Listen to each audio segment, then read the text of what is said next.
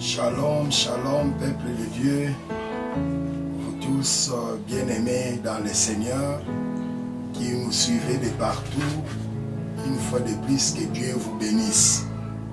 Nous voulons commencer notre partage, notre message de ce jour, et commençons par le commencement qui est la prière.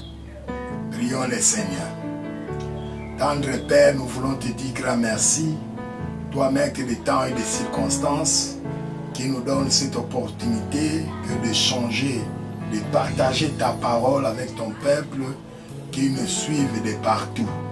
Seigneur, bénis ces instants et moi qui est en train de dispenser ta parole et qui sont en train de nous suivre, Seigneur, que nous soyons tous sous l'onction du Saint-Esprit et que le Saint-Esprit nous fasse comprendre ton message, nous puisse connecter avec le ciel, et cela pour ta gloire et pour notre bien-être. Commence avec nous, continue avec nous jusqu'à achever avec nous.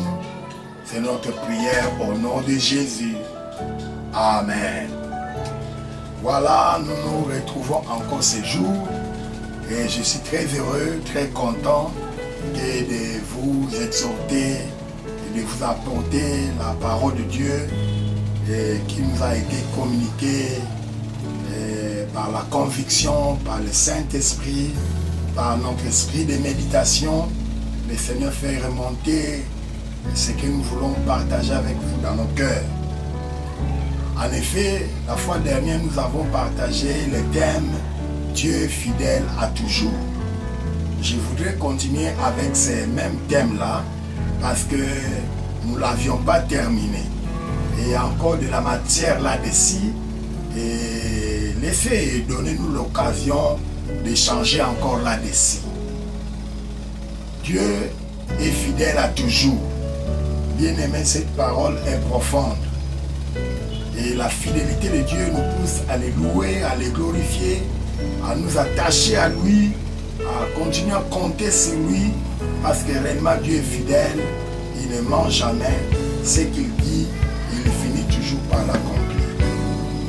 N'oubliez pas notre texte de base, que nous sommes dans Psaume, chapitre 91, et la fois passée on échangeait à cette base du verset 4, mais aujourd'hui je voudrais partager avec vous le verset 16.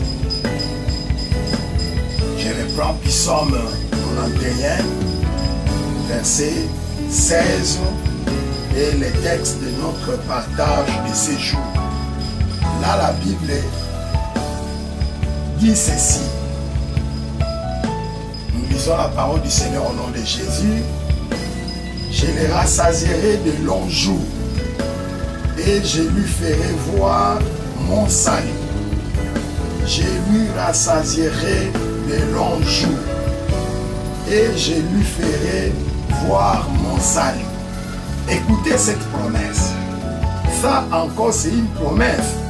Au verset 4, nous avions lu la fois passée, là il est écrit, il te couvrira de ses plumes et tu trouveras un refuge sous ses ailes. Sa fidélité est un bouclier et une cuirasse. Il te couvrira de ses plumes. Sur notre Dieu, vous trouverez refuge sous ses ailes. Et Dieu qui a promis ça, il est fidèle. Gloire à Dieu. Dieu est fidèle. Et c'est même Dieu-là qui a promis de nous couvrir, de nous donner refuge, de trouver place de refuge auprès de lui. Il nous avait dit, je vous ai partagé la promesse de Dieu selon laquelle, dans Isaïe 46, verset 4, où il est écrit, « Jusqu'à votre vieillesse, je suis le même, je serai le même. Jusqu'à votre vieillesse, je te soutiendrai. Je l'ai fait, je vais encore vous porter vous soutenir et vous sauver. Waouh! C'est vraiment merveilleux que de connaître des promesses de Dieu comme telles. Gloire à Dieu. Et nous sommes vraiment bénis d'entrer en connaissance de telles promesses que Dieu est en train de nous donner. Et il est fidèle pour accomplir cela, parce que Dieu est derrière sa parole et il veille sur elle pour l'accomplir, déclare sa parole. Alors, le verset que nous venons de lire aujourd'hui, le verset 16e, Dieu est tenté de rassurer à ceux qui cherchent refuge auprès de lui, à ceux qui ont conclu une alliance avec lui. Il est tenté de nous rassurer qu'il nous rassasiera de longs jours. L'autre promesse, il a dit jusqu'à votre vieillesse. Dans d'autres termes, Dieu est tenté de nous garantir de longs jours, la longévité. Écoutez, la longévité, elle est bonne. Mais,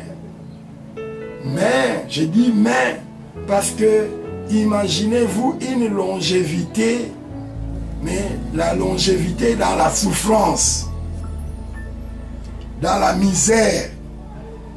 Une longévité qui va de difficulté en difficulté, de torture en servitude,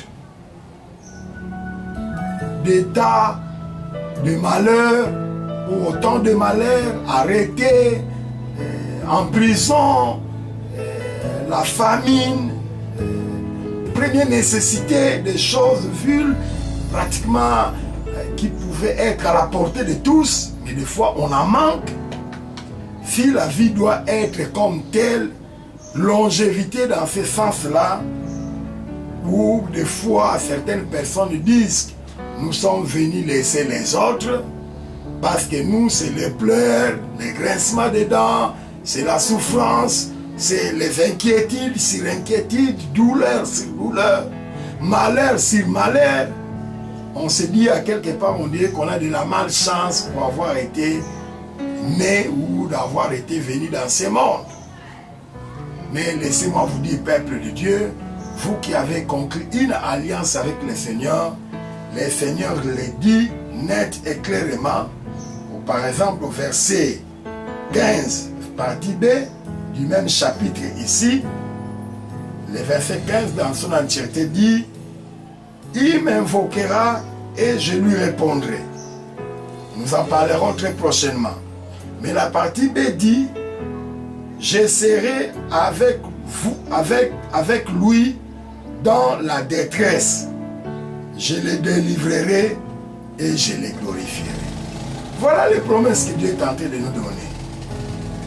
Dans la détresse, il ne nous laissera pas. Donc, il est vrai, la vie chrétienne n'est pas une vie de rose où c'est sur le tapis rouge du matin au soir, à tout moment, tout au long de la vie.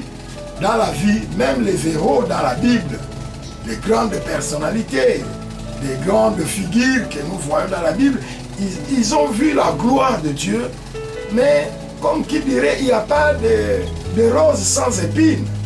Ils sont aussi passés par des moments difficiles, par des souffrances, par des cas de malheur, par des situations difficiles, compliquées, des tortures, des malheurs, beaucoup de choses, des tristesses qui pouvaient faire pleurer, qui pouvaient engendrer douleur sur douleur. Mais dans tout cela, Dieu sait, et c'est écrit dans sa parole, dans Ecclésiaste 3:1, il y a un temps pour tout, un temps pour toutes choses sous les cieux. Il y a un temps pour tout. Dieu a fixé toutes ces choses-là, il y a un temps. Si vous souffrez, soyez patient, comptez sur Dieu, comptez sur sa fidélité. Un bon jour, cette parole va finir par s'accomplir aussi dans votre vie. Parce que vous n'êtes pas venu laisser les autres. Dieu vous a envoyé, vous allez vous réjouir aussi à votre temps, à chacun son tour. Dieu merci. Ces gens-là sont passés aussi par des souffrances, par des difficultés. Mais Dieu, connaissant qu'il y a un temps pour toutes choses, Il est arrivé un temps où ces gens-là ont vu la gloire de Dieu, où ces gens-là ont vu leur prière être exaucée, ils ont été glorifiés, ils ont souri, ils ont béni le Seigneur, ils ont chanté à notre Dieu. C'est comme ça que je suis en train de vous supplier, de vous exhorter, que nous puissions compter sur la fidélité de Dieu.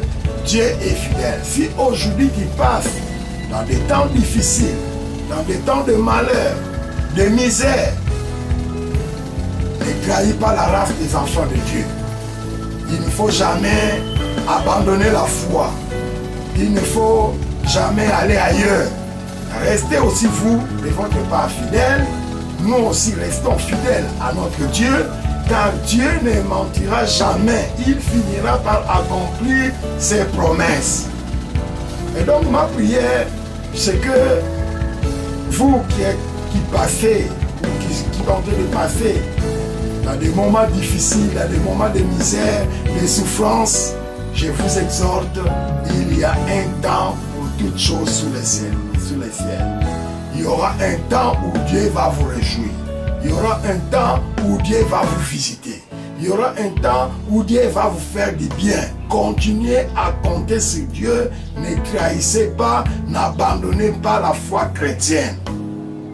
Car Dieu a dit, il vous rassasiera de longs jours. Et les longs jours, donc, c'est la longévité.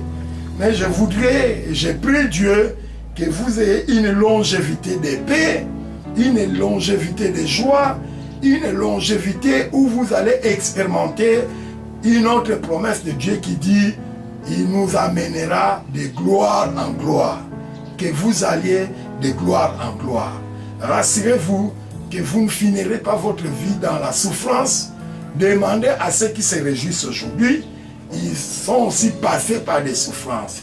Ils sont aussi passés par des temps, des fois plus durs, plus difficiles que les temps que vous êtes en train de passer. Mais au finish, comme Dieu ne trompe pas, il a fini par réaliser ses promesses. Aujourd'hui, ils sont dans la joie. C'est même Dieu qui les avait visités, n'est pas injuste à son temps pour vous visiter également. Comptons sur Dieu, il est fidèle, il accomplira certainement ses promesses. Parce que ses paroles sont oui et amen, je crois que cela finira par s'accomplir. De partout que vous nous suivez, que Dieu vous bénisse. C'est la pensée, c'est la parole qui est montée dans notre cœur pour exhorter le peuple de Dieu partout où vous êtes, et que Dieu puisse vous bénir. Prions le Seigneur. Tendre Père, tu ne mens jamais. Tes promesses ont des fois duré et duré. Mais quoi qu'il en soit, tu restes fidèle. Tu as fini par accomplir tes promesses. Oh mon Dieu, mon roi, vois cette sœur qui est en train de me suivre.